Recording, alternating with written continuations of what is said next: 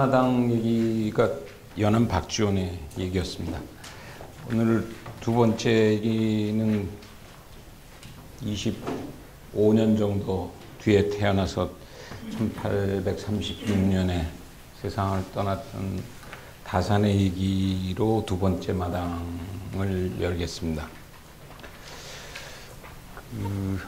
우선 본론에 들어가기 전에 얘기를 조금 시작해야 할 것은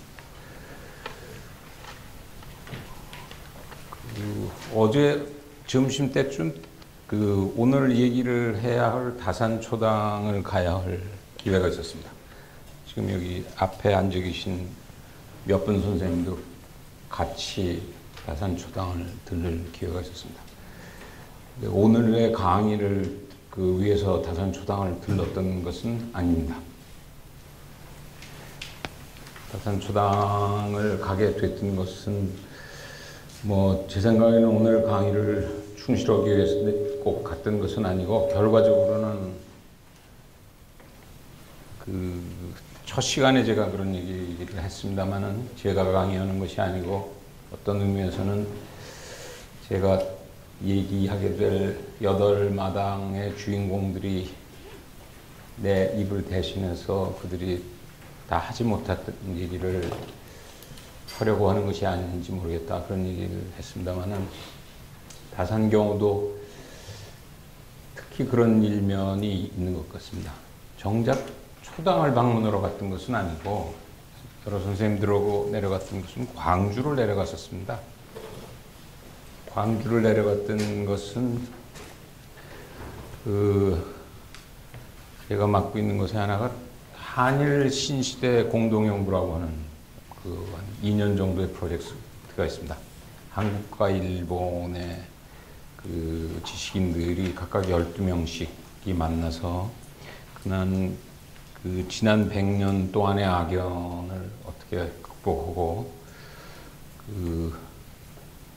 새롭게 공생할 수 있는 새로운 세계의 한일 관계를 만들 수는 없는가, 그런 모임을 양국의 정상들이 합의를 해서 그 연구를 위해서 서울에서 회의를 하기보다는 좀 지방에서 회의를 한번 하는 것이 좋지 않나, 그런 얘기가 일본 측으로부터 제의가 있어서 광주에서 회의를 하게 됐습니다. 회의의 중심 내용을 제가 소개하려는 것은 아니고, 회의의 전후 과정에서 중요한 화제 하나는 여러분들이 다 예상하셨겠지만은 김연아와 아사다 마오의 얘기였습니다. 일본 측 분들의 말씀은 저녁 먹으면서 건배에도 김연아의 이름이 나왔고 아사다 마오의 이름이 나왔습니다만은, 모두들 축하한다는 말씀이었습니다만은, 들리지 않은 목소리에 굉장히 중요한 두 개의 메시지가 있는 것이 아닌가, 저는 그런 느낌을 많이 받았습니다. 하나는 한국이 좀 너무 좋아하는 것 아닌가. 또 동계올림픽 금메달 수로만 하면 6대 0이 됐는데 한일 관계가, GDP 관계로 오면 첫날 제가 테이블을 보여드렸던 것이 여전히 5대 1이고, 10년 이후도 그렇게 쉽사리 5대 1에서 정말 우리가 열심히 하면 한 4대 1 정도밖에 줄어들 가능성이 없다. 그리고 반대로 중국하고 우리는 금년에 5대 1에서부터 10년 후에는 아마 10대 1의 관계로 바뀔는지 모른다. 따라서 이 피겨 스케이팅하고 셔트트랙하고 스피드 스케이팅만 가지고 국제 정치를 결정한다 그러면 우리가 해볼 만한데, 그게 차지하고 있는, 물론 그것이 동계올림픽이 가져온 보이지 않는 파워는 무시할 수 없습니다. 그럼에도 불구하고 아직은 국제 정치는 경제력이, 군사력이, 이런 것들이 결정해 나가는 일면을 얼마나 충분히 우리가 숙지하고 한편으로 좋아하면서도 더 구두끈을 내야 되는 것이 아닌가 하는 것에 대한 좋은 의미의 충고로서 첫 메시지는 받아들였습니다. 두 번째 메시지는 조금 더 아픈 메시지일 수 있는데, 우리에게는 기면화가 있지만 제2의 기면화나 제3의 기면화가 있는 것인가? 그거에 비해서 일본의 제2의 아사다마오와 제3의 아사다마오는 상당히 많은 수의 1, 2, 3위의 메달 수는 적지만은 1위부터 10위까지를 따진다면, 또는 일본이 축적하고 있는 그 저변이라고 하는 것은 대단히 무서운 저변을 가지고 있는 것이 아닌가. 그것에 대해서는 우리가 무엇을 답변할 수 있는 것인가 하는 의문입니다. 86년에 제가 스웨덴에 한 1년을 지낸 적이 있습니다. 그것이 처음이자 마지막 저에게 안식년이었는데, 스웨덴에 1년 살면서 이런 얘기들을 한 적이 있습니다. 스웨덴이 소위 북구의 그 스캔디네비안 3국이라고 하는 국가들이 있는데, 재미있는 것은 핀란드나 노르웨이는 다 그 나라를 대표하는 음악가가 있습니다. 핀란드를 가면은 시벨리우스로 먹고 삽니다. 시벨리우스 음악 학교 그 인스티튜트가 있고, 국가적으로 시벨리우스를 그 띄우는 그 축제 모습을 보게 됩니다. 반대로 노르웨이를 올라가 보시면은 그리그가 거의 그 나라의 전체적인 영웅으로 그 떠 있는 모습을 보게 됩니다. 그 그리그의 묘지나 이런 것은 전 세계 묘지 중에 가장 아름다운 피오르드 해안의 절벽의 한 중간에 그 태양이 비춰지는 암벽을 타고 그리그의 무덤이 있는데, 그래서 스웨덴 사람들 보고 그랬습니다. 당신네들이 삼국 중에 제일 큰데 왜 당신네들은 대표 선수가 없냐, 음악에. 한국도 뭐 정스 패밀리도 있고 뭐 여러 그런 것들이 있는데 어떻게 생각하냐 그랬더니 그 답변이 굉장히 재밌었습니다. 우리는 그렇게 한 사람을 꼭 키우지 않는다. 우리는 800만 모두가 음악을 즐기는 것이 어느 한 특별한 한 사람의 글로벌 스타가 나오는 것보다는 훨씬 중요하게 생각합니다. 근데 장난으로 그런 대답을 하는 것이 아니고, 거기 정치학 교수들을 같이 만나면은 이 사람들이 저녁 때 그 미안하다고 가는 사람들이, 우리는 되게 미안하다고 가면 되게 술 먹으러 가는 거 아니에요? 근데 합창 연습을 하러 그렇게 전심전력으로 합창 연습을 해서, 직업이 정치학 교수임에도 불구하고 방학 때는 팀을 짜가지고 유럽을 돌고 그런. 따라서 우리는 노래방 가면 다 독창을 의무적으로 하게 되어 있습니다만은, 거기서는 독창이라고 하는 거는 굉장히 그 권위주의적인 것으로 받아들이고, 모두가 합창을 그렇게 그 노력을 해가면서 훈련을 하고 그런 모습을 봐서, 그것이 변명이 아니로구나, 진짜로구나, 그런 생각을 했었습니다. 따라서 그 두 지적, 보이지 않는 지적은 중요하게 받아들여야 된다고 생각합니다. 다산 초당은 이따 말씀을 드리겠습니다만, 다산의 삶에 있어서 가장 힘들었던 그 18년 강진 생활의 후반 10년을 보냈던, 다산으로서는 아픔의 10년이었고, 그 세월이 지난 우리들로서는 그 10년이라는 세월 때문에 우리가 다산을 기억하게 되는 많은 작품의 산실이기도 합니다. 그래서 다산 초당을 둘러서 버스를 타고 우리가 올라오면서 우리끼리 한 얘기에, 그럼 한국 팀들이 하는 얘기의 중심 얘기거리는 뭐였던가 라는 것을 생각해 보면, 그것 또한 두어 가지는 있었던 것 같습니다. 첫 번째는 우리 방송이나 TV에 그 중계하는 캐스터나 해설자가 너무 촌스럽지 않냐. 오히려 그 김연아나 나머지 메달을 땄던 소위 젊은 우리들인데, 그들이기보다도 젊은 우리들은 상당히 의연한 것 같은데, 한국 사람이자 글로벌한 그 냄새도 충분히 가지고 있는 이중의 스탠다드를 잘 그런 대로 소화하고 있는 것 같은데, 흡사 우리는 1930년대에 송기정 씨가 베를린 올림픽에서 1등으로 골이 나는 것처럼 흥분 상태에 있어서 약간은 민망하지 않은가, 조금 더 세련된 중계나 해설을 할 수는 없는가 하는 것이 한 가지 얘기였고, 그 다음 얘기가 더 중요한 것 같은데, 일본이 지적 또는 그 애정을 가지고 지적해 주는 것으로 한국의 그럼 제2의 제3의 김연아가 피겨 스케이팅뿐만 아니라 모든 영역에서 나타나게 하려면 어떻게 하면 가능한 것인가? 작게는 피겨 스케이팅에는 제2의 제3의 김연아가, 또는 정계나 재계나 학계나 또는 전 세계 대학생 그룹에서도 제2의 제3의 김연아를 우리가 만들려고 한다면 거기에는 어떤 노하우가 필요한 것인가? 그러면서 이제 얘기는, 그러면 18세기의 다산은 18세기의 김연아였던가? 우리가 18세기의 지적 스케이팅에 다산을 내보내서 세계 랭킹 넘버 원으로 아름다운 그 스케이팅을 다산이 할 수 있었던 것인가? 그만큼 중요한 사람인가? 별로 그 스포츠 캐스터들이 흥분했던 것처럼 로컬적인 의미에서 그런 대로 의미를 가지고 있는데, 우리가 흥분해서 몇 시간씩 공을 들여가면서 다산초당을 땀으로 흘려가면서 올라갔다 내려갔다 하는 것은 혹시 아닌가? 라고 하는 자기 반성도 필요하다는 생각을 했습니다.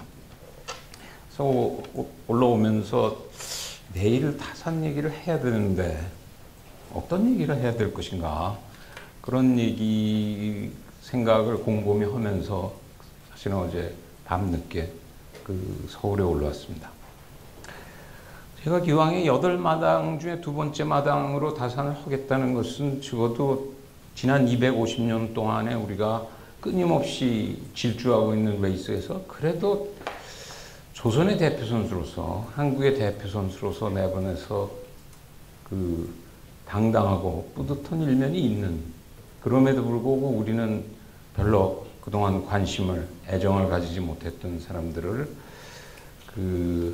그동안 한학이나 국사나 이런 부분에서 외롭게들 공부하셨던 것에 관해서 조금 새로운 시각에서 국제정치나 그 서양 학문적인 시각까지를 포함한 시각에서 조금 더 세련되게 이분들을 포장해서 우리가 다시 그 새겨보고 제2의 제3의 김연아를 만드는데 타산지석으로 삼을 수 있는 구석이 있지 않나 하는 생각을 가지고 얘기를 시작하려고 합니다.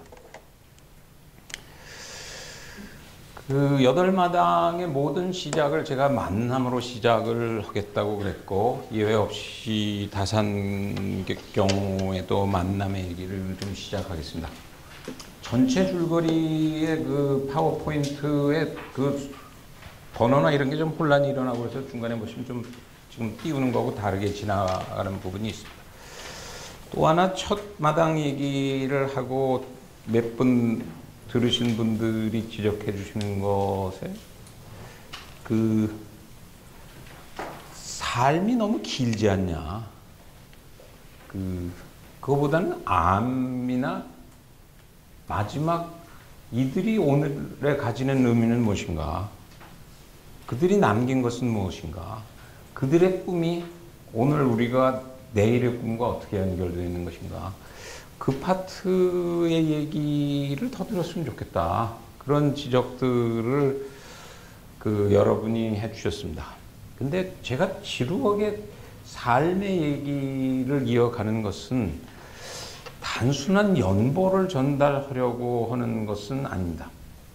삶과 암, 행암, 삶과 암 중에 어느 것이 더 소중하냐고 물어본다고 하면 저는 비록 제 직업이 삶의 세계, 지적 노동을 하고 있지만은 암보다는 우선 삶이 훨씬 중요하다고 생각합니다.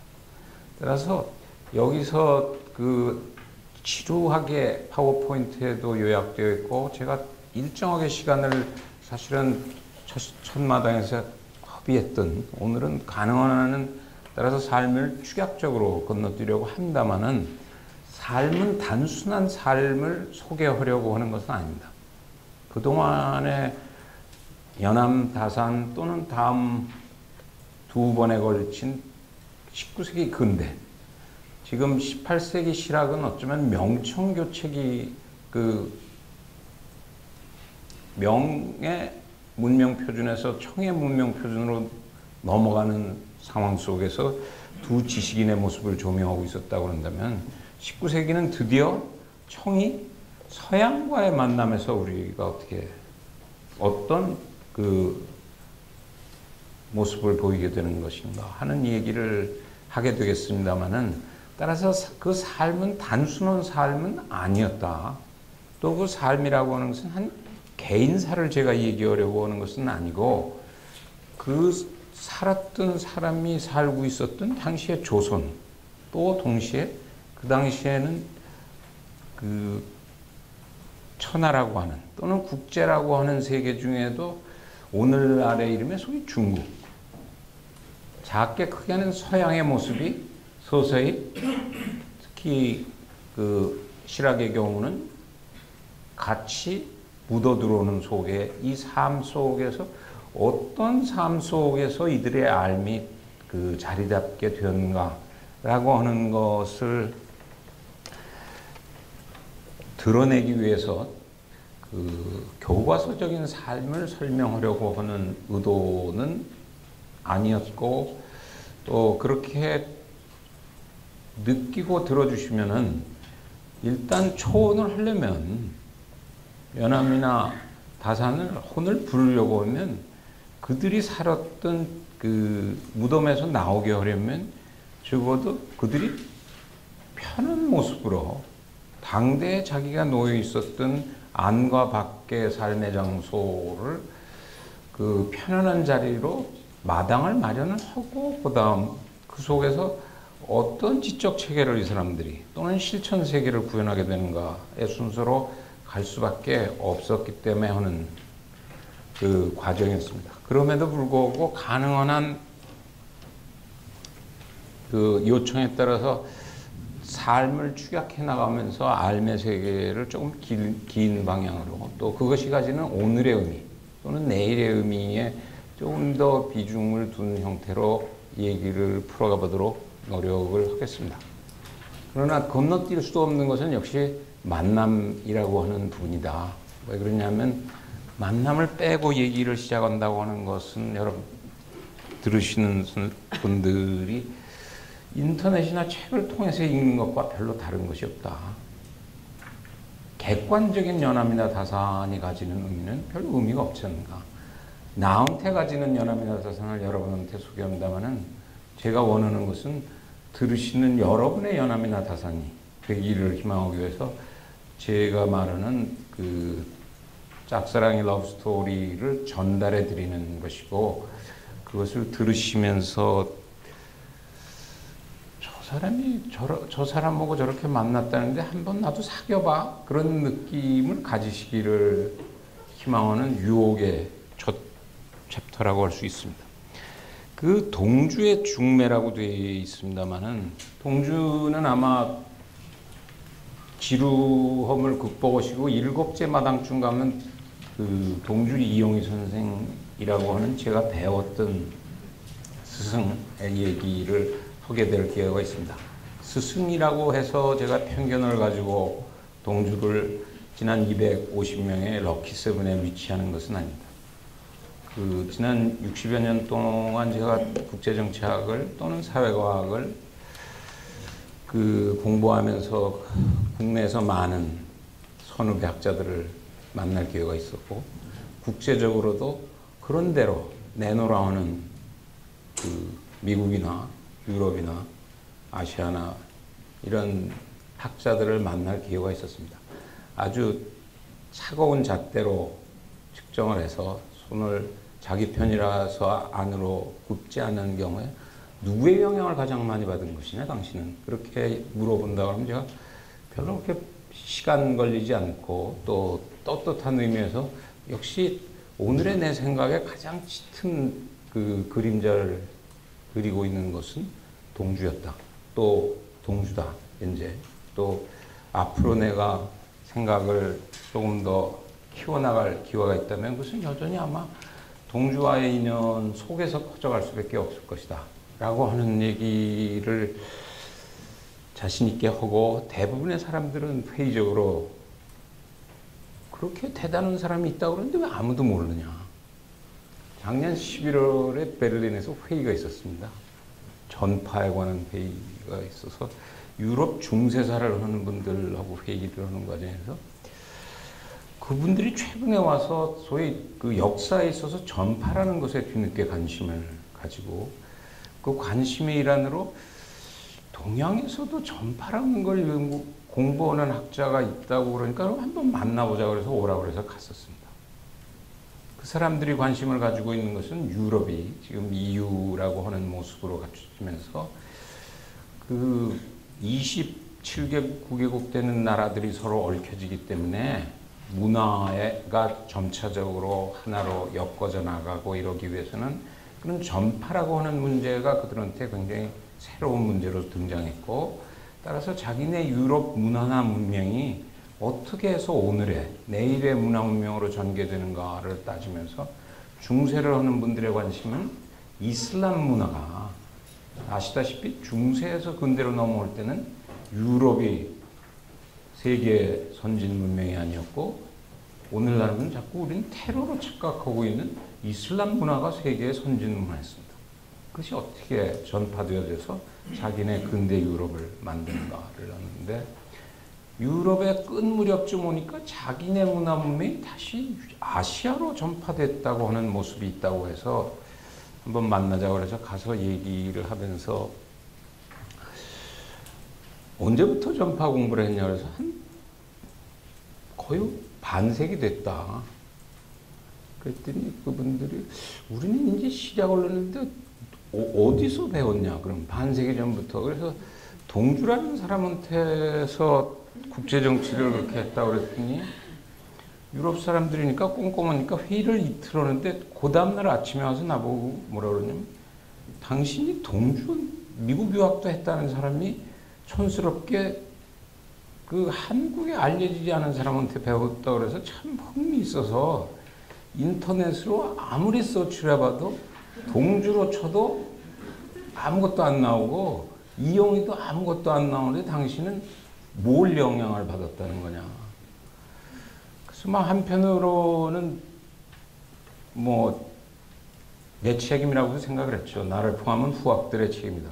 뭐 본인 책임이기도 하지만은 이게 우리가 영어로 이런 것들을 좀 알렸어야 되는 건가 그런 느낌을 강하게 가지고 돌아왔던 회의가 얼마 전에 있었습니다. 그런 동주가 1983년 봄 어느 날 그 호출 전화를 하셔서 좀채로 본인 그 공부하는 데만 재미를 붙이고 후학들 공부에 사실은 그렇게 큰 공부는 다 네가 알아서 하는 거야 원칙적으로 이런 분이기 때문에 전화를 하는 일은 좀처럼 없는데 이게 별로 특별히 잘못한 일도 없는데 출두 명령이 내리니까 사실은 굉장히 긴장된 상태로 지금은 없어졌습니다만 서울역 앞에 그 대우재단 이사장실을 들렀습니다. 갔더니 하는 말씀하는 얘기의 핵심은 1986년이 다산서세 150주년이다. 그런데 따라서 그 다산서세 100주년에 1936년에 당시 식민지 그 상황에서 대대적인 행사가 있었습니다. 다산의 글들을 다 다 모아가지고 여의당 전설을 내면서 위당 정인보 선생하고 민세 안재홍 선생이 주 편찬자가 되어가지고 한국 지성사의 그 맥을 살려야 된다. 36년이라고 하는 것은 나중에 우리가 뭐 민세나 이런 것을 할 때 보시게 되겠습니다만은 그 식민지 시기 중에도 굉장히 아무런 시대입니다. 금년이 100년이라고 얘기를 합니다만은 1910년에 31년부터는 상황이 급박하게 나빠지는 상황입니다.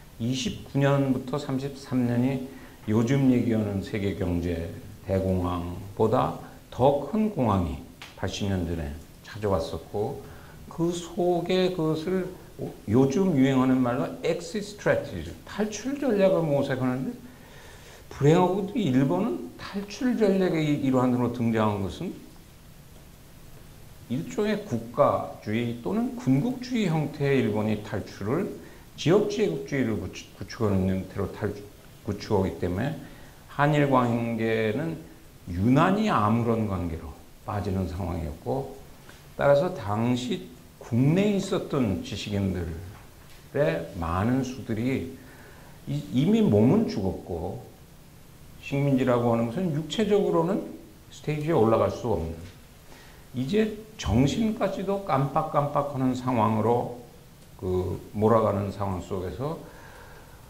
혼을 잃지 않아야 된다고 하는 그 마지막 몸부림의 세월이었습니다. 그러려면 어떻게 되냐?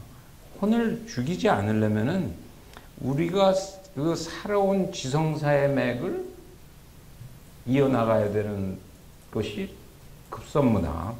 그러면 조선이 띄워야 할 만한 사람은 과연 누군가?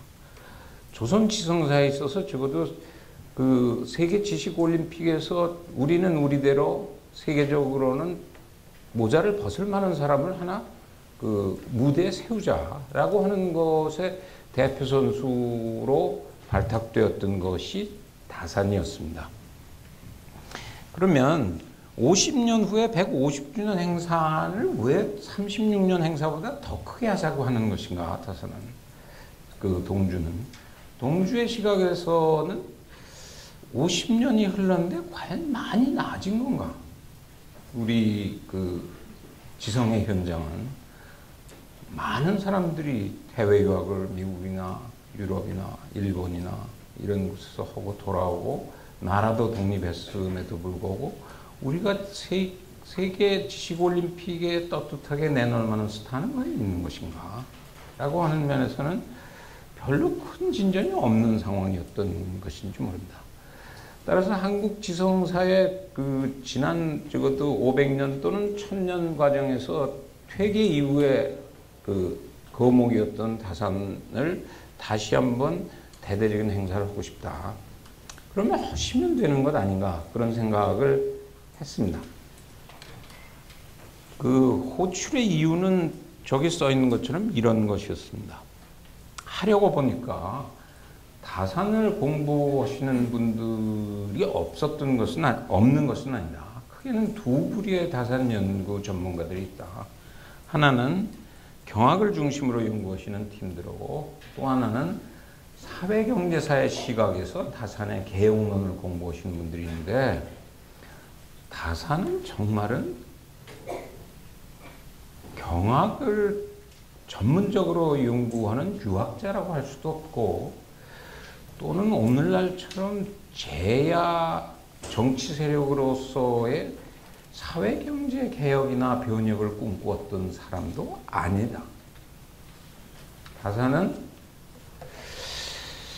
정조를 얻고서 그 시대에서 그 18세기 후반에 있어서 조선이 당면하고 있는 최대의 문제를 극복해 보려고 했었던 정조의 정치 참모로서의 모습이 핵심 모습이고 그것을 위해서 경학을 또는 사회경제론을 또는 군사론을 연구하거나 정책을 짜거나 연구한 사람임에도 불구하고 정치학자들의 게으름으로 인해 가지고 다산의 그 정치적 시각이라고 하는 것이 다산 연구에서는 완전 빠진.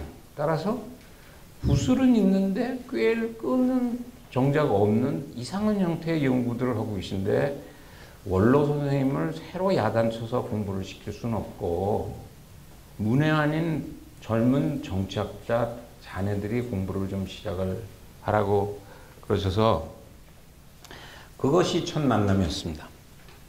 뭐 한문도 모르고 그러는 상황에서 여러 가지 야단 맞아가면서 그 세월에 이제 처음으로 한문을 그 초보적으로 공부하기 시작하고 다산이 그렇게 20권이나 되는 그 여의강전성화 보유론이 있는지도 그때 처음 알았고 서양에는 개인적으로는 20대에 거의 10년 가까이는 루소를 붙들고 있었어요.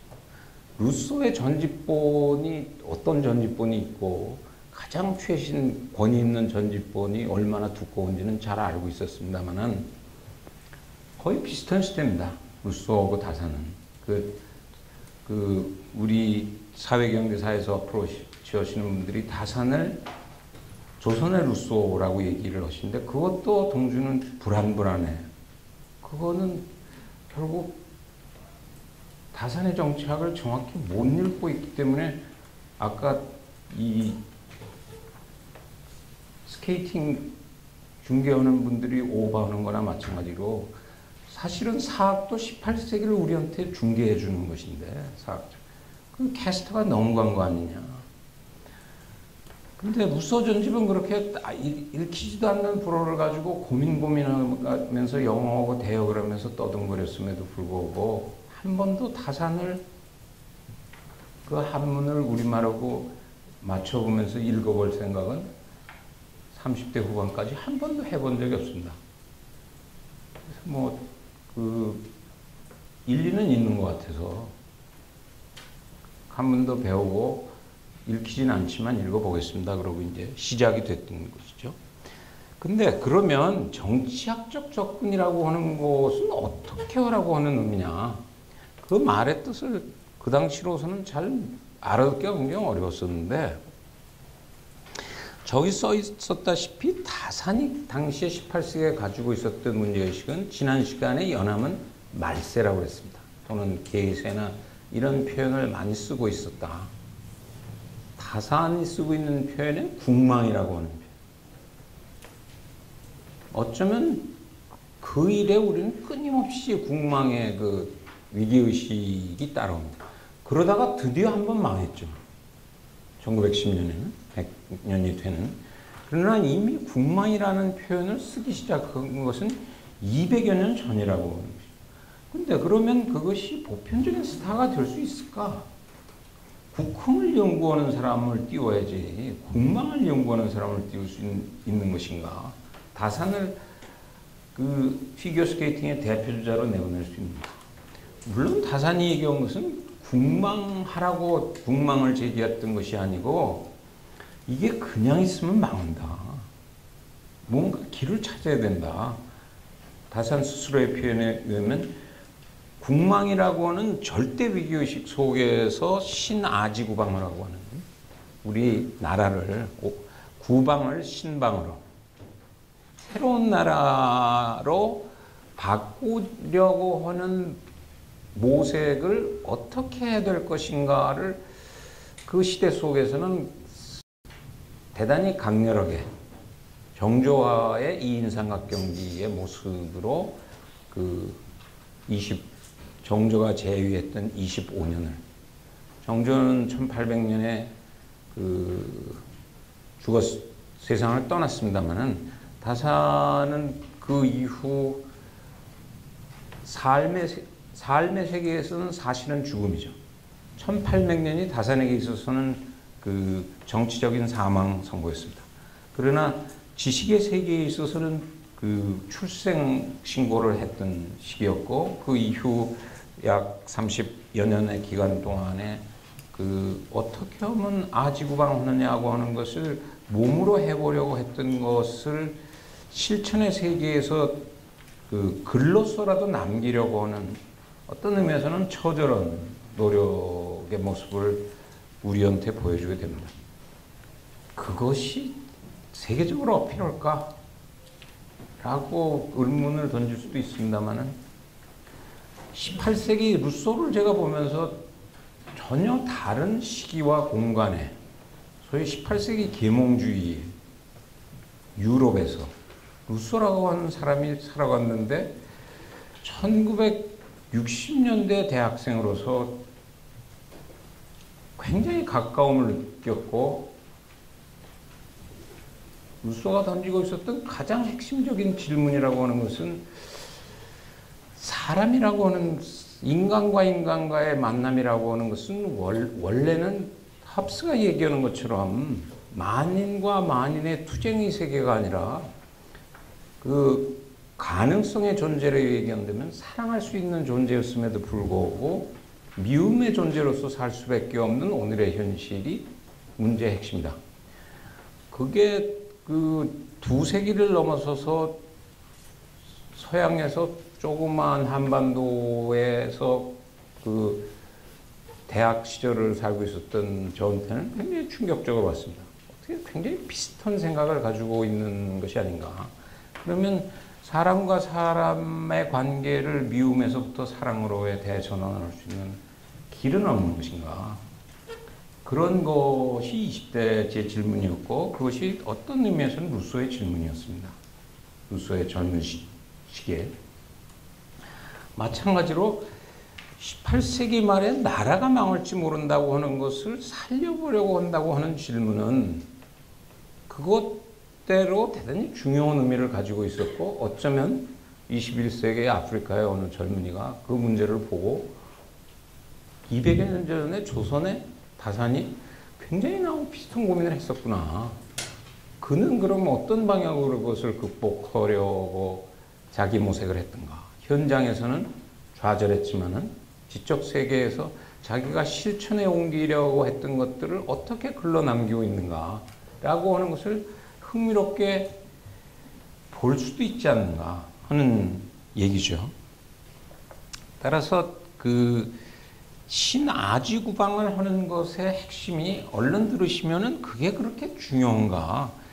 경화경과 사회경제사 연구만 되어 있는데 그 다산의 전체 국망에서 국흥으로 가는 길을 찾는데 정치학적인 어프로치를 하라는 게 뭐 그렇게 중요한 의미가 있을 수 있는가라고 생각할 수도 있고 당시에 저도 그렇게 생각했습니다. 그 이유는 우선 경악이라는 말의 뜻도 사실은 잘 몰랐습니다. 동주가 뭐 그걸 다산을 경악 연구를 하시는 분들은 경악만 들여다보고 계신데 그렇게 백날 해봐야 다산은 육경사설을 그런 심정으로 읽지 않았는데 그러니까 우리가 강진의 다산 초당을 어제도 가서 초당을 가서 그 자기가 거쳐오는 데가 있고 뭐 제자들이 거쳐오는 데가 있고 또 그 둘째 형인 네 형제 중에 둘째 형인 정학전이 흑산도에서 같이 유배를 하고 있었습니다. 그 시기에 그 다산의 형제들의 우정이라고 형제라고 하는 것은 상당히 각별했던 것 같고 그 재미있는 것은 제가 고른 되게 8명의 사람들이 가정적으로는 어떤 의미에서는 대체로는 행복했던 것 아닌가. 연암도 그렇게 게으르고 속에 말씀드렸습니다만은 밥 안 주면 사흘도 굶고 맨날 방에서 뒹굴르고 살만 찌고 답답했음에도 불구하고 그 부부에는 굉장히 각별한 것으로 전해집니다. 아내연에 가서 현감할 때도 술을 그렇게 좋아합니다만은 소위 기생들이 그 옆에서 보좌를 하는 경우에도 어느 일정한 시간이 되면 흔히 우리가 예상하는 것과는 달리 자리를 비워달라고 하는 그 도움하는 여성들에게 그 요구를 했던 것이 연암입니다. 다산의 부부에도 뭐 그 시대를 넘어서는 유명한 부부애로 남아 있습니다. 거의 다산을 볼 기회도 사실은 별로 없었죠. 18년 내려가서 애를 먹이지 않나. 정조와 가까울 때는 늘 24시간 대기 상태에 있었고, 돌아왔을 때 그 만남도 아주 눈물겨움. 18년 만에 남편이 그 40대 그 떠나보냈던 남편이 환갑이 돼서 되돌아오는데, 본인도 늙었지만은 자기 남편의 그 모습을 보면서 그 부인이 굉장히 애절해하는 분위기가 있습니다. 그 덕인지 모르지만은 다산이 죽은 것은 결혼한 지 60주년을 하는 그날 그 죽고, 부인도 다산이 세상을 떠난 지 한 2년 후에 세상을 떠납니다. 여하간 그건 약간의 그 첨언이고, 이 설명을 하자면 좀 길어지니까 우선은 그 핵심으로 지령을 받았던 것은, 따라서 경학이나 그 사회과학, 사회경제사 연구들의 고리를 깨기 위해서 무식하더라도 다산의 정치학에 대한 검토를 좀 본격적으로 해라. 한문을 배워가면서. 그게 핵심적인 지시였고, 그 지시에 따라서 공부를 시작할 수밖에 없었던 것이 만남의 시작이었다. 근데 정치를 그렇게 강조했던 것은 대체로 이런 의미입니다. 여기서부터 약간 어려운 의미를 띈다면은, 왜 그렇게 정치를 강조했는가 하면, 굉장히 어려운 질문이고 동시에 쉬운 질문일 수도 있습니다만, 정치란 무엇인가? 라고 물어보는 경우에, 뭐 저만이 아니라 그 정치학을 하시는 선생님들도 같이 계십니다만은, 한평생을 했는데도 당신은 한평생을 뭘 한 거냐고 물어보는 경우에 답변하기 굉장히 어렵습니다. 정치는 뭐라고 생각해요? 잠정적으로 저기에서 내리고 있는 뭐가 빠졌다는 거냐? 정치가 자꾸 빠졌다고 그러는데 뭐가 빠졌다는 거냐라고 하는 것으로 질문한다 그러면은, 크게 보면 한 3가지 각도의 다산이 관심 있는 것이 제대로 조명되지 않았다고 하는 얘기를 하려고 하는 것이죠. 정치에는 크게 보면은 2가지 또는 조금 세분화하면 3가지의 측면이 있다는 것입니다. 정치가 우리가 소위 민주화라고 하는 과정이라는 것은 말을 세련되게 해서 그런 것이지, 정치라고 하는 것은 사실은 싸움입니다. 그것도 삶과 죽음을, 정치적인 죽음에 관한 학문일 수 있습니다. 그것은 권력을 장악하기 위한, 정치의 세계에서 폭력이라고 하는 것이 국제적으로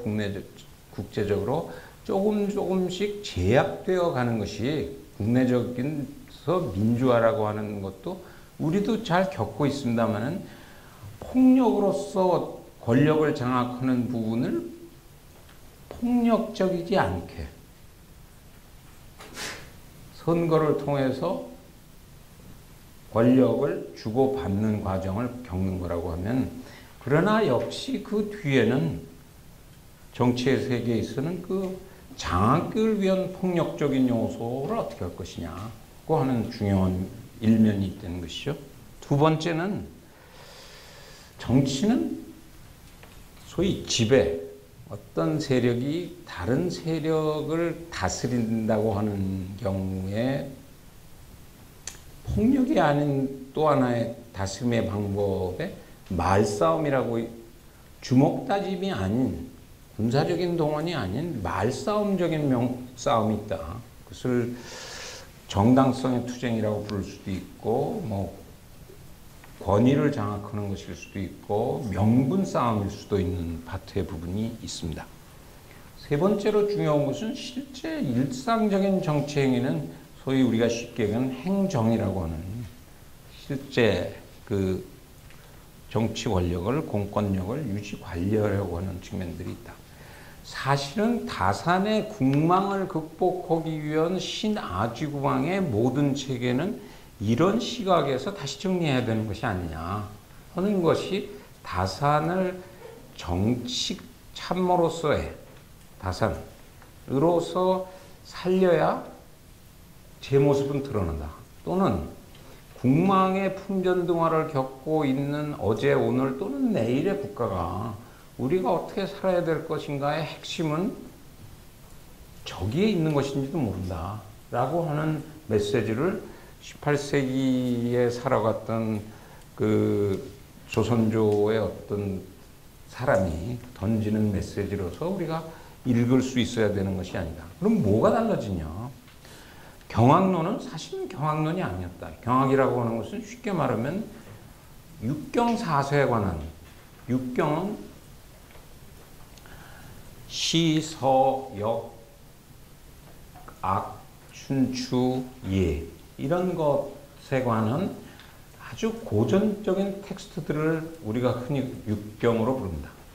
경자라고 하는 그 한문 글자의 상형적인 모습은 배틀 짠다고 하는 모습을 상형한 글자고, 인간 개개인의 또는 인간 집단들의 배틀 짜는 모습, 삶의 기본적인 얼개를 보여주는 기본 텍스트들을 얘기합니다. 따라서 그것엔 많은 사연들이 그 원칙들을 기록하고 있습니다. 특히 중국적인 고전에서부터 시작해서 우리가 많게는 13경으로 다산은 특히 육경사서의 얘기를 하고 있고, 주자학 이래 다산이 18세기를 살고 있는 18세기에 있어서는 주자학은 상대적으로는 사서를 더 강조하는, 우리가 읽지는 잘 않지만은 대개 사서가 뭔지는 논어, 맹자, 대학, 중용 이런 것들을 쉽게 알 수 있는 것들인데, 이런 것들이 경악을 위한 경악이 아니었다고 하는 것이죠. 다산이 읽는 방식은 그것을 치열한 정치 투쟁으로서 읽을 수밖에 없었다 라고 하는 것, 그거 뭐 상식적인 얘기 아니냐. 상식적인 이야기임에도 불구하고 그렇게 본격적으로 다산이 그 당시 세는 권수로 500권의 열당전서를 남기는데, 그 중에 가장 많은 파트가 200여 권이 경악에 관한 글들입니다.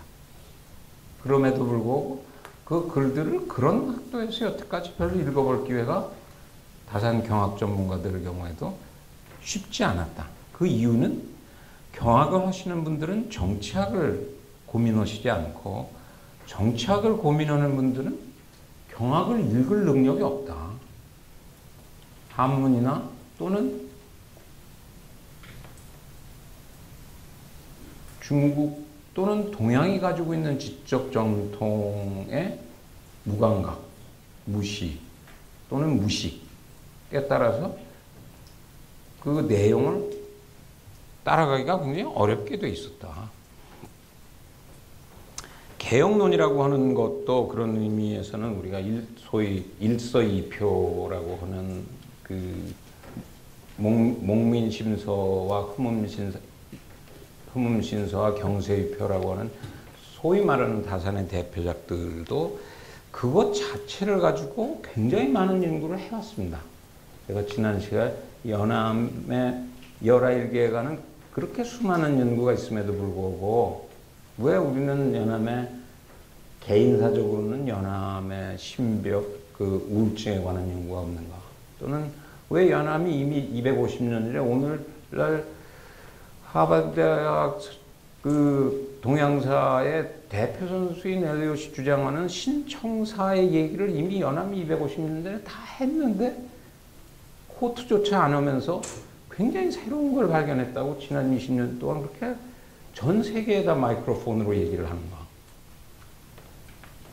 그야말로 청사의 김연아 같이 떠오르고 있는데 이건 또 어떻게 된 일이냐 하는 얘기죠. 마지막 군사론도 뒤에 가서 좀 하겠습니다만은 사실은 오늘날은 정치학에 있어서 남북이 분단되어 있기 때문에 안보라고 하는 것이 굉장히 중요한 것으로 우리가 숙지를 하고 있고, 국제정치도 최근에 와서는 국제정치가 국제 정치 경제도 중요하고 더 최근에 와서는 안보론, 아니 환경 국제 정치론이나 국제 문화 정치론이나 또는 국제 지식 정치론 같은 것들이 굉장히 중요한 그 무대로 데뷔를 했습니다. 그러나 지난 시간도 잠깐 얘기했습니다만은 우리가 살고 있었던 적어도 약 150년 전, 1840년 아편전쟁 이전까지 우리가 전통적으로 살았던 천하질서는 상대적으로는 비교적 전쟁을 덜한 세월이었어요. 나중에 군사론의 얘기를 좀 해보겠습니다만은 평화국가로 21세기에 가고 싶다고 그러는데 역설적으로는 명실상부한 평화국가였죠. 어쩌면 병력이 얼마나 있었냐 그러면 거의 하나도 없었다고 얘기해도 그렇게 틀린 얘기는 아니죠. 물론 율곡이 뭐 10만 양병을 하자 이렇게 가면 나라가 망한다.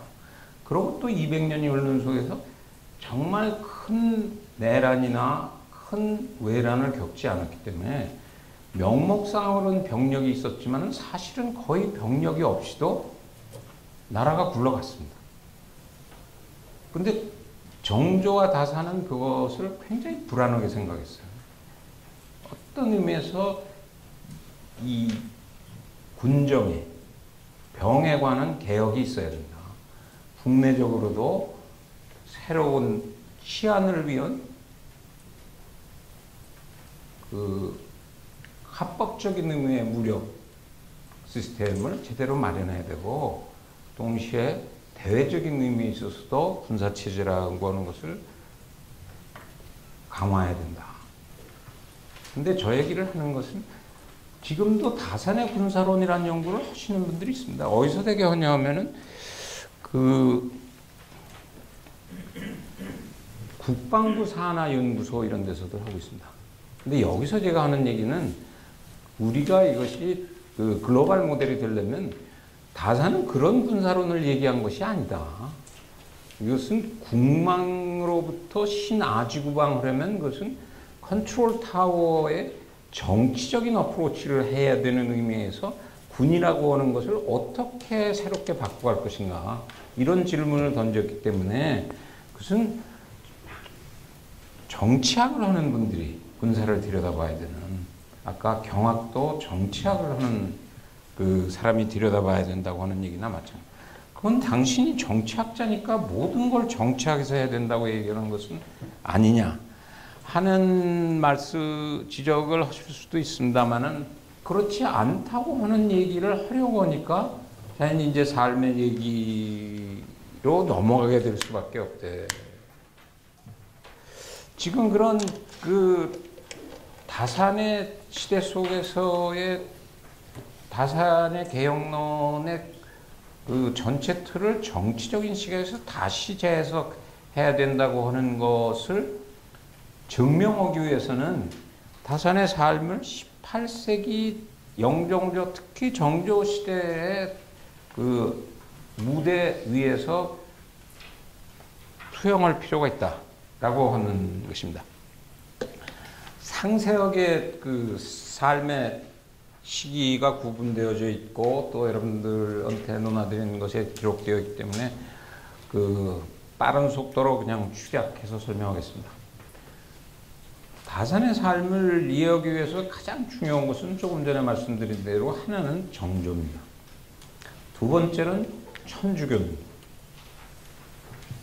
얼른 보면 전혀 관계없는 두 개의 잣대인 것 같은데 그것이 두 개가 미묘하게 얽히면서 다산의 75 한평생을 굉장히 드라마틱하게 뭐 얼마 전에 TV 드라마로 만들어서 일정한 그 시청률을 유지할 수 있을 정도의 모습들을 이제 보이게 됩니다.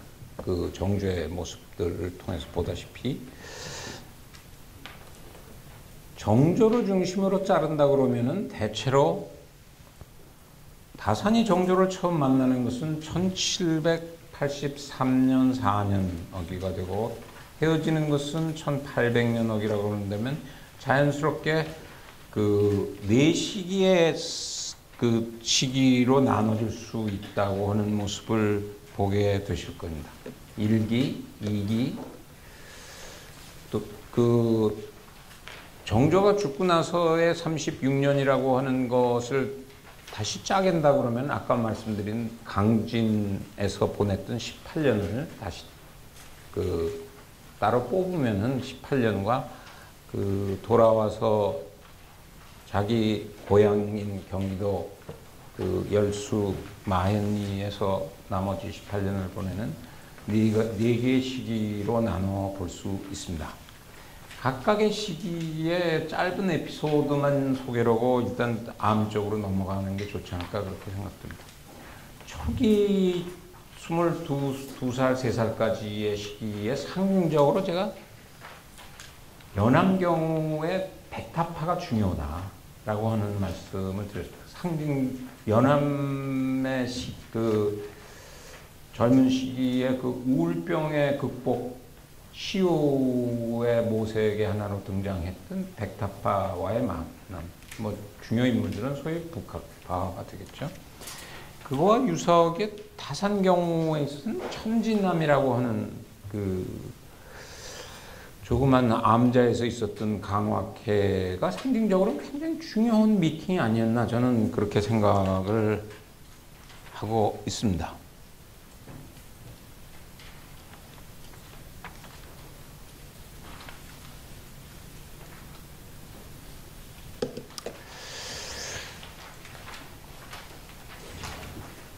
저 천진암 저쪽은 뭐 캐톨릭을 믿으시는 분들은 잘 아시겠지만은 천주교 성지로 되어 있기 때문에 100년에 걸친 지금 천주교 교회가 지어지고 있고 동시에 그 조선의 천주교가 시작되었던 성지로서 굉장히 대대적인 그 건설이 이루어지고 있는 것이기 때문에 캐톨릭 신자가 아니시더라도 한 번쯤 가봄직한 그 동네입니다. 왜 천진암을 제가 그 다산 22년의 초기에 심벌로서 천진암을 잡는가 하면 초기 22년 중에 특히 천진암 스토리는 어느 쪽에서 보느냐에 따라서 굉장히 다른 형태의 두 개의 드라마가 우리한테 전해집니다. 하나는 캐톨릭에서 보여주는 천진암 스토리가 있고 또 하나는 다산 스스로 쓰고 있는 천진암이, 그러니까 어쩌면 다산도 천진암이 기억에 남았길래 천진암에 관한 추억을 여기저기서 얘기를 합니다.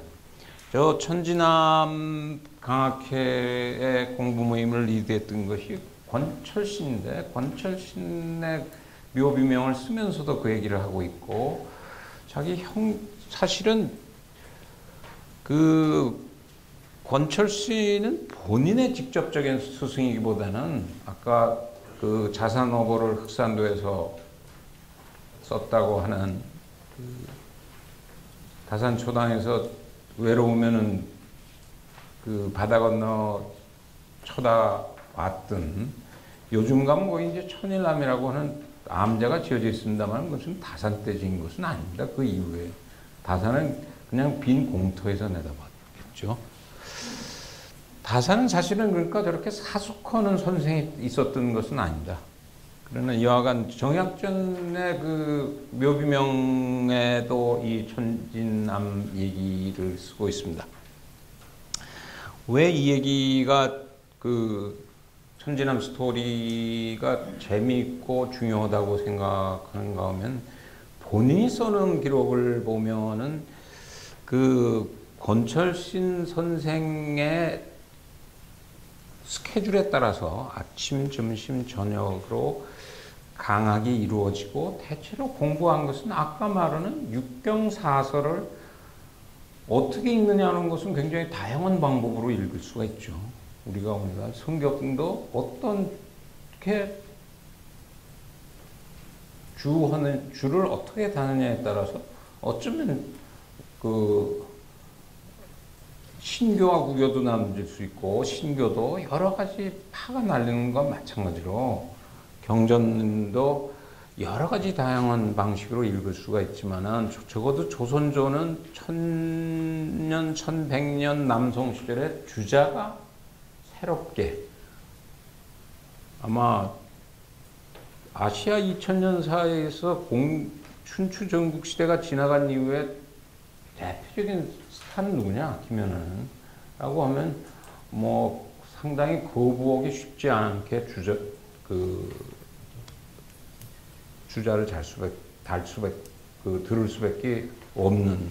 따라서 주자주라는 것이 굉장히 중요한데 그럼에도 불구하고 중국은 연암 때도 말씀을 드렸습니다만은 대체로 청조가 들어오면서 주자보다는 양명학의 시대에서 이 시기로 들으면 고증학적인 것에 대부분의 청의 학자들이 관심들을 더 가지고 있은 것에 반해서 우리는 주자학적 관심이 주자학 이외에 해석을 하는 것은 소위 사문난적에 해당하는 위험성을 가지고 있었던 세월이었습니다.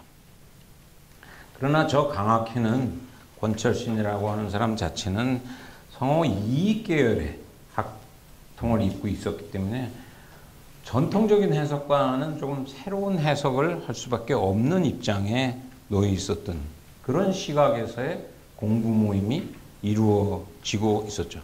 근데 그 다음이 더 중요한데 눈 속에 이벽이 밤중에 찾아왔다. 뭐 노래하는 가수 이름 같지만은 이벽이 찾아온 것은 이벽은 다산과는 그 인척 관계가 있죠. 그 다산의 그 사돈이 될 수 있는 사돈뻘이 되는 이벽이 밤중에 찾아와서 촛불을 켜놓고 경전 토론을 했다고 그러는데 이것은 상당히 의미심장한 얘기들입니다. 왜 그러냐면 경전을 전통적인 주자적인 시각보다도 실학적인 시각에서 새롭게 읽으려고 하는 것에다 대고 이벽이라는 사람은 어떤 사람이냐 하면은 자생적인 천주교 신자였고 한국에 공식적으로 세례를 받는 것은 이승훈이 이 시기에 중국에 가서 공식적으로 세례를 받습니다만은 이벽은 그런 과정을 거치지 않고 천주교 관련 서적만을 읽고 본인이 자생적인 천주교 신자가 됐던 사람이죠. 따라서 저기서 경전 토론을 했다는 것은 상당히 어떤 토론을 했는가 하면은 육경사설을 해석하는 과정에서 캐톨릭적인 해석으로 보는 경우에 예를 들어서 천을 어떻게 해석할 것이냐 라고 하는 굉장히 중요한 문제들이 포함된 얘기들이죠. 지금 생각하면은 굉장히 위험한 얘기들이 진행되어졌고 이벽이 근데 저 당시에는 노골적으로 캐톨릭을 전개했던 것은 아니고 또 이 시기까지만 해도 캐톨릭이 본격적으로 탄압을 받기 시작하는 것은 조금 더 뒷일입니다. 하나 지적을 하고 넘어가야 될 것은 그러면 이 사람들이 이벽의 얘기를 촛불을 켜놓고 경전 토론을 했다는 것은 권철신을 중심으로 했던 모임들은 당시에 정치 권력적인 각도에서 보면 소위 남인에 속하는 그룹들입니다. 지금 생각하면 그게 요즘 뭐 우리 국내 정치도 여당 야당 이름도 저는 뭐 가끔 헷갈립니다. 뭐 자주 바뀌고 그래서 또 새로 생길 때마다 새 이름들을 붙이고 그래서 헷갈리고 특히 뭐 영어로 하는 컨퍼런스 가면 그때마다 이게 영어로 어떻게 번역이 되든가 하다 보면 뭐 지나가 버리고 이런 곤란한 때를 겪는 거나 마찬가지로 18세기 당시에도 소위 붕당 정치가 시작되면서 여러 파벌이 나눠져 가지고 쉽게 이해하기가 굉장히 어렵게 돼 있습니다. 가장 간단하게 이해하는 방법은 정조가 등장하면서 전국의 가장 키 하나는 정조의 아버지였던 사도세자의 죽음이라고 하는 것을 어떻게 받아들이냐가 그 정권의 싸움에 숨어있는 불씨였기 때문에 그것은 당연한 것이었다. 아니면 억울하게 죽었다는 거에 따라서 뭐 문제가 있는 사람이었다고 하는 쪽이 벽파라고 부른다 그러면 억울하다고 하는 쪽들을 시파로 불렀습니다. 남인들은 대체로 시파에 속하는 쪽의 그룹군이었대요. 근데 남인은 전통적으로 정조가 이르기까지의 약 100년 동안 정권을 잡을 수가 없는 세월이 있었습니다. 따라서 그 다산이나 남인의 입장에서는 처절한 정치투쟁을 사실은 할 수밖에 없는, 따라서 새로운 사고에 있어서도 지난 시간의 연암보다도 어쩌면은 천주교적인 사고에 대해서 관심을 가질 정도의 생각을 하는 것은 제야 세력으로서의, 야의 세력으로서의 어쩌면은 지적 실험, 이런 것에서는 훨씬 나아간 부분을 보여주는 굉장히 중요한 상징적인 것이 천지남. 두 번째, 정조와의 운명적 만남이라고 하는 25년의 시기에 중요하게 생각하셔야 될 것은, 여기 동시에 이 천주교가 끊임없이 따라다닌다고 하는 것은 여기 84년쯤 가서 공식적으로 이벽한테서 사실은 나는 캐톨릭 신자고 서교를 믿고 당신 같은 사람 믿어야 된다고 그래서 책을 천주시리 같은 것을 읽게 되고, 당대 천재였던 다산으로서는 굉장히 새로운 얘기였기 때문에 한 거의 4, 5년 동안은 상당히 흥미롭게 서교에 관한 책들을 실질적으로는 리딩을 하게 되죠. 그런데 그것이 나중에 한평생 파근의 실마리가 될 줄은 미처 생각을 못하게 됩니다. 아까 경악의 싸움이라고, 경악이 단순한 경악을 위한 싸움이 아니고 처절한 정치투쟁이라고 하는 것은 상대방을 정치적으로 죽여야 될 때 그냥 나는 네가 정적이 있기 때문에 죽이겠다 라고 해서 죽이는 것이 아니라, 대개는 명분을 가지고 상대방을 죽여야 하기 때문에 그 명분의 핵심은 당신이 천주교꾼이라고 하는 것이 끊임없이 시비의 대상이 될 수밖에 없었다고 하는 것이죠. 그러면 정조의 25년에 그럼 다산을 왜 그렇게 띄우려고 했던 것이냐, 정조는. 또 사실은 정조라고 하는 다산을 스타로 우리가 받아들여야 될 것이냐 말아야 될 것이냐를 판단하는데 굉장히 중요한 것은 정조입니다. 왜 그러냐면 어쩌면은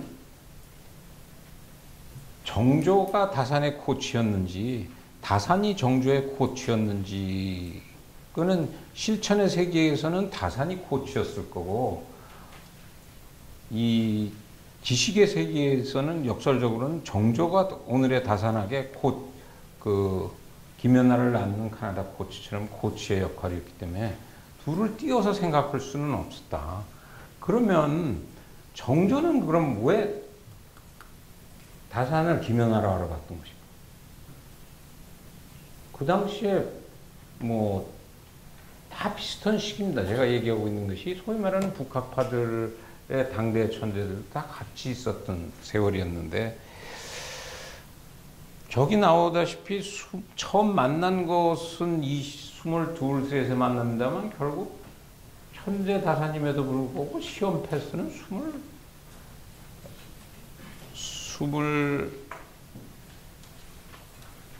89년에 통과하니까 상당히 오랫동안 고시 공부를 해야 되는 딜레마. 고시를 패스하지 않았음에도 불구하고 고시 패스 소과를 일단 통과하면은 오늘날의 성균관 대학에 있는 성균관에 입교를 할 수 있기 때문에 그때는 공식적으로 고시를 붙지 않았어도 임금이 불러서 만날 계제들이 생깁니다. 그래서 이미 그때부터 총회가 시작되어져 하셨죠. 총회가 시작된 연유는 제 생각에는 이런 겁니다. 정조가 들어서 보니까 속으로는 우라가 치미는데 아버지가 억울하게 죽었는데 그 죽을 이유가 있었다고 하는 사람들이 정권의 중심에 있고, 그거 아까운 분을 잘못해서 세상에 보냈다. 그런 세력들을 중심으로 권력을 장악해서 궁극적으로는 나라가 시끄러운 것도 당시의 그 정치 체제가 백성들은 점차 어려워져 가는 상황인데, 이런 백성들의 삶에 대한 그걸 낮게 하려고 하는 자기 모색보다는 소위 말하는 족벌 체제 그 강화라고 하는 것에 더 몰두하는 이런 상황을 어떻게든지 엎어봐야 되겠는데, 그러면 그것은 말로 해서 되는 건 아니다. 결국은 세력이 있어야 된다. 그러면 기왕의 기득권을 가진 노론 사람들을 가지고는 안 되겠으니, 그동안 그 권력에 갈급하고 있었던 남인 중에 똑똑한 젊은 친구들을 보석하자. 그 중에 남인 중에 가장 싹시가 그 떡잎으로서 가장 눈에 띄는, 과거는 아직 대과를 끝나지 않았지만 그게 다산이었다. 또는 이가환이었다. 이런 그룹들을 정종화 그 스카웃에서 키우기 시작하는 시기가 됩니다.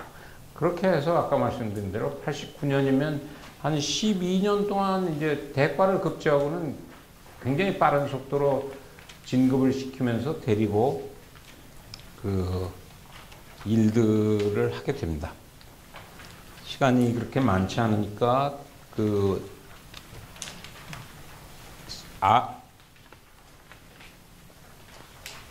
1800년 죽고 나서 18년은 실질적으로는 이제 쓰는 시대로 넘어가게 되고, 동시에 그것이 다산의 그 삶이 아니라 알매 세계가 되겠습니다.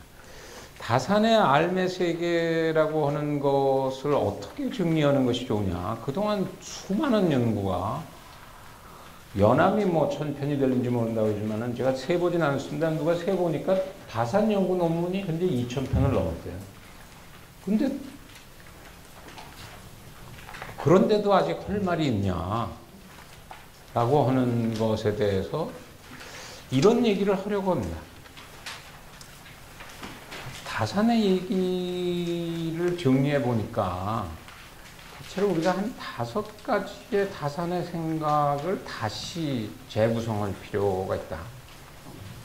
다산이 자기가 이런 얘기를 해요. 정조를 만나기 전까지는 자기는 학자가 되보려고 그랬다. 세상의 진리를 깨칠까 해봤는데, 뭐 악연인지 선연인지는 모르지만 정조를 만나고서는 그 경세 재민의 그 속세로 뛰어들어서 25년을 같이 지냈어야 되고, 그것의 꿈을 이루지 못하고 자기가 사실은 그렇게 나쁜 놈이 아니라는 것을 증명하기 위해서는 우리가 정조와 함께 하려고 했던 개혁안은 사실은 그 조선의 국망에서 국궁으로 가는 길을 천주교 신자로서 그 나쁜 짓을 하려고 하는 것이 아니었다고 하는 것을 밝히려고 하는 이제 집요한 노력을 하게 되는 작품 활동이 되는데, 첫 번째 그 다산글 중에 처음 읽으면서 저한테 굉장히 공부하는 사람으로 기억에 남았던 것은 오학론입니다.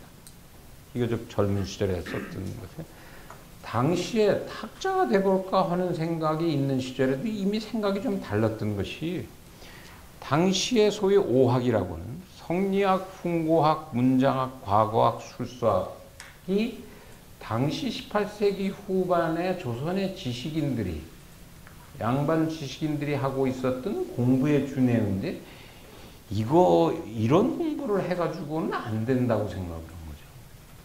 성리학이라고 하는 것은 아까 말씀드린 대로 주저학의 기본인데, 성은 이에서부터 시작해서 이와 기가 어떻게 바라냐 이런 것에 대해서 다사는 그것 자체의 논의가 그렇게까지 의미가 있는 것인가? 삶의 세계에서 그것에 모든 것을 바쳐야 될 얘기들인가? 이 시기엔 동시에 이 사람과 동물과가 그것이 성이 같은 것인가 아닌 것인가 이런 것에 관한 대대적인 논쟁들이 굉장히 철학적인 논쟁들이 진행되고 있던 시절에 대해서 그것에 대해서 그렇게 긍정적이지 않습니다. 두 번째 훈고라고 하는 것은 당시의 18세기 청조의 최신 연구 현황입니다. 따라서 오늘날로 하자면 국내 연구에 대해서도 떨떠름하고 구미학계의 연구에 대해서도 그게 꼭 의미가 있는 것인가. 문장학이라고 하는 것은 말 뜻 그대로 글을 잘 짓는 것, 쓰는 것. 내용이 없는데 문장을 잘 쓸 수 있는 것인가. 끊임없이 그 고민을 부정적인 생각을 가지고 있었고 당연히 과거학에 대해서는 굉장히 부정적인 생각을 가지고 있습니다. 결국 이것이 조선의 지적 창조적인 능력을 제한시키고 있는 것이 아니냐 하는 생각을. 술수학이라는 건 젊게 따지는 것들이겠죠. 그런 것에서 출발한 다산의 그 생각의 전체적인 틀은 대개 서너 개로 집합해서 설명을 드릴 수 있습니다. 첫 번째는 아까 말씀드린 대로 강진에 가서 본격적인 글을 쓰기 시작하는데 18년 동안의 대부분의 시간을 경학 연구에 바칩니다. 그 중에도 언뜻 보면 별로 도움이 안 되는 상례와 주역 연구에 전력을 기울입니다. 상례라는 건 잘 아시다시피 사람이 죽었을 때 어떻게 제사를 지내느냐, 또 돌아가고 난 다음에 또 매년 기일은 또 어떻게 지켜야 되는 것인가, 이것에 대한 연구에 몰두하게 됩니다. 거의 처음 18년 중에 처음 7, 8년은 대부분의 시간을 이것했습니다. 그 핵심적인 이유는 앞에 얘기한 것대로 이것은 중요한 명분 싸움이었기 때문에 다산이 끊임없이 코나로 몰리는 천주교꾼이라고 하는 것의 중요한 싸움은 그 당시에 천주교와 전통 주작과 제사에 대한 논쟁, 대논쟁들이 걸려 있습니다. 제사를 인정하느냐 안 하느냐는 딜레마 속에 역설적으로 다산이 그 주자를 넘어서서 원시 유학까지를 포함한 모든 상례에 관한 기록들을 검토하고 정말 제대로 사람이 돌아갔을 때 또는 돌아간 기일을 지키는 것에 가장 완벽한 의미의 바람직한 모시는 길은 무엇인가를 밝힘으로 인해서 천주교 신자라면 그럴 수가 있냐, 그거 하지 말라는 건데 그거로 그렇게 한 인생을 바쳐가면서 연구할 수 있느냐고 하는 것을 역설적으로는 보여주기 위한 주역 사전이라고 하는 것도 사실은 주역 자체도 예 연구를 하기 위한 주역, 점괘나 이런 것에 관심보다는 그런 것을 통해서 소위 말해서 정당성 싸움으로서의 경학 연구가 우선 다산의 생각의 중요한 내용의 아마 3분의 1 바뀌었다. 두 번째는 이게 25년 동안 하려고 했던, 정조와 25년 동안 해보려고 했던 내용의 핵심 내용들입니다. 결국 행정개혁안인데요. 오늘날로 얘기하자면 무엇을 바꿔야 될 것인가, 행정개혁안. 그것의 대표적인 것이 소위 말하는 일표 이서입니다. 저 시기로 보시면 아시겠습니다만 1817년이면 강진을 떠나기 직전입니다. 18년 떠나내고 19년 마연으로 돌아온 시기입니다. 처음 제가 저 세 편을 읽으면서는 굉장히 당황했어요. 첫 번째는 다산을 알려면 일표이서를 읽어라 그러는데 특히 지금 여기 있는 젊은 세대들한테는 절대 일표이서부터 다산을 읽지 마세요. 일표이서가 재미나다고 생각하는 사람이 만약 있다고 하면 그거는 제정신이 아니든지 무슨 생이지지하는 무슨 묘법이 있든지 둘 중에 하나예요. 그게 제가 늘 농담으로 하지만은 전두환 대통령도 목민심서가 본인이 애독서라고 침대맡에 늘 두고 계시다 그래서 그거 보면 잠이 오는 책일 텐데 그걸 어떻게 잠이 안 오게 그걸 읽을 수 있었나 아마추어로서 그건 단언코 불가능하다고 생각이 됩니다. 나도 예외 없이 다 졸렸습니다. 그 중에 아마 제일 졸린 것은 경세유표고 그 다음 흠음신서고 그 다음 목민심서. 그러니까 우리는 전혀 다른 뜻으로 읽고 있는 거예요. 그리고 그것은 읽어야 된다고. 다산을 알기 위해서는 읽어야 되고 누군가 대학 입시에 저 중에 논술에 일정한 센텐스를 뽑아가지고 그 목민심서에서 나왔대. 그러면은 아무도 시비 붙지 못할 내용인데 사실은 대부분은 다산이 쓸 때 심정하고는 다르게 읽고 있는 것 아닌가 저는 개인적으로 그러세요. 지금도 충분히 재밌지는 않은데 그럼 뭐가 제일 재밌냐 다산이. 개인적으로 다산글 중에 가장 재미있는 것은 역시 편지입니다. 늘 그렇지만 남의 편지를 훔쳐본다고 하는 것은 재미있을 수밖에 없잖아요. 물론 그 당시에 언젠가는 문집을 내면 편지가 공개될 것이라는 것을 알고 쓰지만은 그래도 쓰고 있는 편지들을 읽어보는 것이 그 상대방의 심정을 가장 잘 알 수 있는. 따라서 나는 다산 공부를 어디부터 할까요? 그러면 편지부터 하는 게 낫지 않냐. 편지 중에도 아까 절절한 부부애를 얘기했습니다만은 요즘도 신세대 젊은이들은 모르지만 한국의 전통적인 남성들은 그렇게 사랑의 표시를 잘 안 하는 그것이 진정한 의미의 사랑 표시라고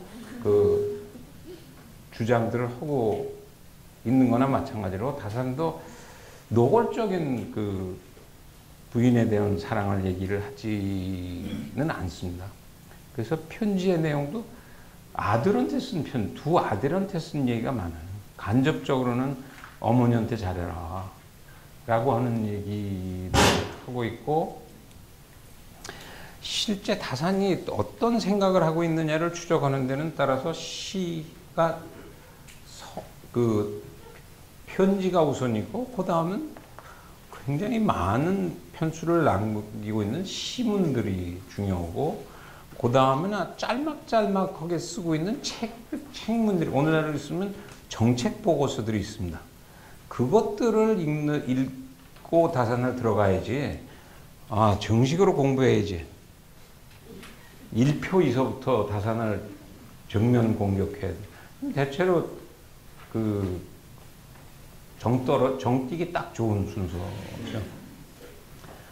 축약적으로 말씀드리면 왜 재미없는가 보면 저 세 편이 다 어떻게 되어 있냐면 우리 얘기로부터 시작을 하고 있지 않고 그 당시의 스탠다드를 먼저 쓰고 있습니다. 당시의 스탠다드는 대체로는 바로 앞으로는 조선조의 시작인 경국대전의 얘기고 조금 더 가면은 주례 중국의 전통적으로 가장 모범적인 가령 숏 프로그램이나 프리스케이팅을 할 때 기본으로 반드시 해야 될 것을 적어놓은 부분을 먼저 기록을 한 다음에 그것을 한국에 조선에 적용하는 경우에 어떻게 바꿔야 하느냐라고 하는 따라서 저게 재미를 붙이려면 이제 행간을 읽기 시작해야 된다고 하는 어려움이 사실은 있습니다. 샘플로 몇 가지를 들어보겠습니다. 목민심서는 챕터가 12개로 되어 있습니다. 중간에 2호의 병영공의 6개를 지방행정관이 어떻게 돼야 하는 6개가 있고 앞에 4개는 목민관으로서 갖춰야 될 자질이 있고 마지막에는 목민관을 떠날 때 해야 될 그래서 12개가 되고 다산 연암도 그렇고 다산도 그렇고 굉장히 완벽주의자들입니다. 다산도 그 강진이라는 지금 버스로 가도 고속버스로 질주해도 6, 7시간 걸리는데 그 당시에는 한 번 가면 언제 오는지 모르는 데 있으면서도 자기 나름으로는 전 세계의 지식 질서를 추적하려고 몸부림을 칩니다. 쓰고 있는 글도 보면 당시의 일본론이 오늘날의 한국, 일본 전문가들이 쓰고 있는 일본론과 비교해서 어떻게 평가해야 될 것인가. 근데 미안하게 한국의 일본 전문가들이 다산의 일본론을 짧은 그림입니다마는 한 번도 안 읽어주는, 중국 전문가들이 연암의 중국 얘기를 한 번도 안 봐주는, 불과 200년 사이를 두고 있는 그런 딜레마들을 겪고 있음에도 불구하고 다산은 집요한 추적을 합니다. 그 시골에 앉아가지고 그 편지를 한번 불러도 지금 뭐 문자를 남기거나 이메일을 우리가 치는 간결함에도 게으름을 부리고 있습니다만은 당시에 두 아들에게 보내는 편지도 한 번 갔다 오려면 어느 세월에 갔다 오려는지 모릅니다. 강진에서 서울은. 근데 보내는 편지의 대부분은 뭐냐면 자기가 지금 구상하고 있는 프로젝트가 뭔데 거기에 준하는 책들을 구해서 보내라는 것 하나. 그건 자기 욕심이고, 두 번째는 자식 야단피는. 그건 뭐 부모 자식 관계의 클래식이죠. 온갖 거짓말 해가면서 뭐 나는 술을 하나도 못하는데 너는 왜 술만 먹냐. 근데 자식들은 술을 먹어야 될 이유가 있는 게 아버지가 사실은 사형을 해야 될 사람을 그 강진으로 유배를 보낸 거기 때문에 고시권이 박탈되는 거예요. 그러니까 그것은 당시 사회에서는 출세를 할 수 없다고 하는 거죠. 술 먹을 만하죠, 자식 입장에서는. 난 잘못한 게 없는데 아버지가 잘못해가지고 내가 대학도 못 가게 생겼고 고시도 볼 수가 없다. 검정고시 봐도 소용없다 그런다. 근데 아버지는 계속 뭐라 그러냐면 우리가 청족이 아니라 패족이 되었다고 술만 먹으면 어떡하냐. 이 억울함을 언젠가 후대라도 그거 하려면 아버지도 잠을 안 자고 이 억울함을 글로써 남기려고 왼손이 마비돼서 움직일 수가 없고 이제 안경을 써도 글씨가 거의 안 보이는 장님에 가까워가는 속에서도 잠을 안 자고 쓰고 앉았고 읽고 앉았는데 너희들도 그러면 학자가 되는 것 자체를 막지는 않았으니까. 남들의 배는 글을 읽어야 될 텐데 배를 술을 마신다니 말이 되냐. 그 편지의 내용이 그 두 개가 아주 핵심적인 내용들을 이루고 있어요. 목민심서의 재밌게 읽는 방법. 제가 읽었던 것 중에 굉장히 중요한 것의 하나는 다산을 조선의 루소라고 특히 80년대에 굉장히 우리가 그런 얘기를 많이 했습니다. 그 이유는 조선의 민권론자로서의 데뷔로 다산을 높이 평가하는 목민심서인데 근데 목민심서를 읽어보면은 그것하고 정반대되는 얘기를 만나게 되는 중요한 구절이 있습니다. 아시다시피 1811년 전에 홍경래에 나왔습니다. 그러면 홍경래를 다산이 어떻게 써야 될 것인가? 굉장히 가혹하게 쓰고 있습니다. 그 제대로 된 왕에 대해서 난을 일으킨다고 하는 것은 있을 수 없다. 민을 위해하지만은 위민을 해야 되지만은 민이 권을 가질 수는 없다. 민이 본은 되어지지만은 전통적인 맹자적인 사고로 민이 권이 된다고 하는 생각은 버려야 된다. 근데 루소적인 생각은 사실은 민본보다는 민권으로 가는, 우리한테 민권에 등장한 적어도 독립신문 정도 가야 되는 한 100년의 간격이 있습니다. 따라서 그 홍경래를 엄하게 다스려야 된다고 하는 굉장히 긴 그 목민에게 주는 지침들이 나오게 되고, 그러면 그렇게 생각하면 이건 굉장히 보수주의자가 아닌가. 그러나 다르게 보면 민이 그 굶어서 죽어가는 것에 대한 굉장히 애절한 다산의 연민을 우리가 여러 군데서 만나게 됩니다. 목림신서의 기록에서도, 또는 그 시 중에 가장 대표적인 시의 하나가, 또는 그 시 번역들 표지 타이틀에 남는 거에 애절양이라고 하는 시가 있습니다. 양이라고 하는 것은 남성의 성기를 표현하는, 성기를 끊는 것을 애절하게 생각함. 성기를 왜 끊냐? 18세기 후반에. 다산은 그거를 왜 자기 시의 대표적인 시의 하나로 삼는 것인가? 당시 아까 잠깐 마지막에 하겠습니다만, 군사개혁을 하기 위해서는 그러면 병력을 키워야 되는데, 당시에 병적이 없었던 것은 아닙니다. 병적이 있었고, 형식사고는 병력이라고 하는 것이 있었는데, 그 병적을 유지하는 것은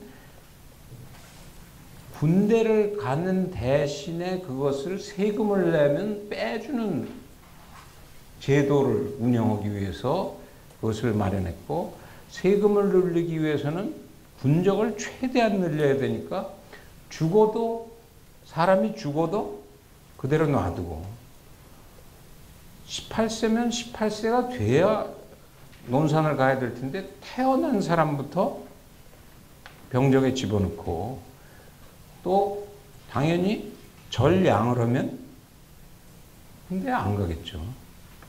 따라서 돈이 있는 부류들은 요즘 말로 백 쓰고 돈 써서 군대 안 가는데, 돈도 없고 백도 없으면은 절양이라도 해야 군대를 안 갈 수 있다고 해서, 요즘 무슨 뭐 눈이 나빠서 안 간다, 뭐 상습성 탈골이라고 해서 안 간다, 그런 것에 비해서는 너무 처참한 방식으로 군대를 빠져야 되는 그런 피폐한 민의 삶을 보면서 슬퍼하는 시들이 그가 쓰고 있는 몇백 편의 시 중에 상당히 많은 그 민을 애환을 노래하는. 따라서 루소다 이렇게 얘기하기에는, 따라서 그런 포인트를 가지고 보아야 되는. 경세의 표도 마찬가지입니다. 처음 보시면 그것이 주례나 전통 중국의 제도가 나오고, 그것에 따라서 제도 개혁론이 나오는데, 왜 그런 형식을 취하는가? 제도를 바꾼다고 하는 것은 단순한 행정의 문제가 아니고 정치의 문제입니다. 지금 무슨 세종시 가지고 싸운 것도 사실은 다 정치 싸움 아니에요? 따라서 만약 그 중에도 가장 중요한 것을 예를 들어서 관심을 가질 수 있는 것의 하나는 군이고, 또 하나는 어디서나 폭력이고, 또 하나는 돈의 문제입니다. 폭력만 얘기를 조금 해보겠습니다. 시간이 그렇게 많지 않으니까 다음번 항목하고 연관된 얘기이기 때문에. 왜 그러냐면 그 정치 권력의 장악을 위한 군사론하고 연관된 부분이기 때문에, 왜 정조와 다산이 이렇게 군사 문제에 집요한 관심을 가지고 있었던가? 아주 짤막하게 생각해 보면, 당시 군사제도가 가지고 있었던 시스템이, 군사라고 하는 것은 하나는 국내적인 요소의 측면이 있고, 하나는 국제적인 요소의 측면이 있는데, 정조가 들어섰을 때 시스템이라고 하는 것은 소위 말하는 오군영 시스템을 운영을 하고 있었습니다. 근데 오군영이 아까 대부분은 다 돈으로 빼고 백으로 빼서 실질적인 병력이 별로 없었다고 함에도 불구하고, 사실상 오군영은 준사군화된 당시의 족벌 시스템의 정치 권력의 네트워크 속에서 자기 사람을 사령관을 임명하는 시스템들이 운영되고 있었기 때문에, 정조가 정작 올라가 보니까 자기가 운영할 수 있는 병력이라고 하는 것은 아무도 없다라고 하는 딜레마에 빠지게 됩니다. 따라서 정치 권력의 장악을 하려면 그 군사력의 기반을 결국 가질 수밖에 없다. 정치적으로 해결할 수 있으면 좋은데, 끝까지 서로 말을 안 들으면 마지막에는 우리가 싸워봐도 알지만 마지막에는 할퀴든지 주먹다짐을 할 수밖에 없는 것 아니겠어요, 싸움이?